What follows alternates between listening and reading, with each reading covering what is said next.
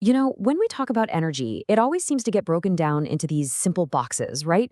Clean versus dirty, safe versus risky.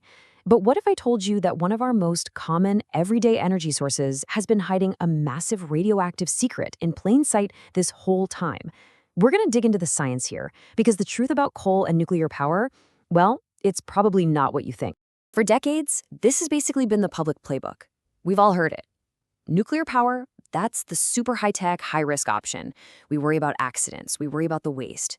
And then on the other side, you've got coal. Good old coal. It's familiar, it's reliable, it's kind of the dependable workhorse we've always known. So naturally, it's seen as the lower-risk choice. Okay, so let's just cut right to the chase and ask a really direct question that kind of flips this whole thing on its head. Out of these two, which one is actually pumping more radioactive material out into the world around us? I can pretty much guarantee the answer is going to surprise you. To really get this, we've got to take a step back and look at how we even got here. It's a story all about the history and the economics that built our power grid. It's a story about choices, public fear, and a few pretty shocking scientific facts that kind of got swept under the rug.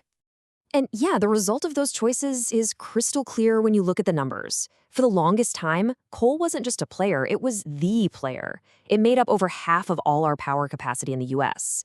Nuclear, meanwhile, even with all its potential, has always been the underdog, really.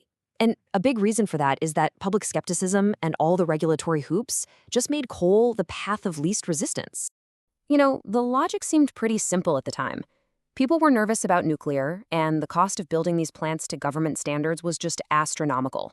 It was expensive, it was slow. And coal was cheap, there was tons of it, and it had way fewer regulatory hurdles to jump through, especially when it came to radioactivity. But then, in 1993, researchers at the famous Oak Ridge National Laboratory, you'll hear it called ORNL, they published this massive review that, it revealed something absolutely staggering about our dependence on coal. This report, this is the key that unlocks the whole secret. Okay, here it is. This is the bombshell finding. And get this, it was first published in Science magazine all the way back in 1978 and then confirmed by the ONRL report. Just let that sink in for a second. The official research concluded that if you live near a coal plant, you are exposed to more radiation than if you live near a properly functioning nuclear plant. And we are not talking about a small difference here. The scale of it is it's mind-boggling. The data shows the radiation dose to the population from a coal plant is 490 person rem per year. From a nuclear plant, it's just 4.8. That means coal plants are exposing people to 100 times more radiation. For all this time, our entire perception of risk has been completely backward. So, how on earth is this possible? Well, the science is actually pretty straightforward. Coal isn't just pure carbon, right? It's dug out of the ground and it's full of impurities. It's got trace amounts of all sorts of heavy metals, including naturally radioactive elements like uranium and thorium. So when you burn millions upon millions of tons of coal, you're not destroying those elements. You're actually concentrating them in the leftover ash and, releasing them straight into the atmosphere. This scientific reality leads us right to the next piece of this wild puzzle. The huge, glaring difference in how we regulate these two industries. And this is where you really start to see the massive economic and environmental consequences. And here is the great irony in all of this. The nuclear industry is regulated up to its eyeballs under a principle called ALARA. It stands for as low as reasonably achievable, and it basically forces them to spend billions and billions of dollars to contain every last bit of radiation. The coal industry, meanwhile, no such regulations for their radioactive emissions. None. They're just allowed to release it all into the environment. I mean, let's be totally clear. This regulatory loophole is the only thing that kept coal so cheap for so long. If coal plants had to follow the same rules as nuclear plants, if they had to capture and store all the radioactive waste, the cost would be insane. Their so-called economic advantage would literally disappear overnight. But believe it or not, the story gets even more incredible. We're not just talking about pollution here. We are talking about a colossal, unbelievable amount of wasted energy. Because that very same radioactive material being spewed into the air, it is itself an incredibly powerful fuel. I mean, this quote from the ORNL report, it's just absolutely mind-blowing.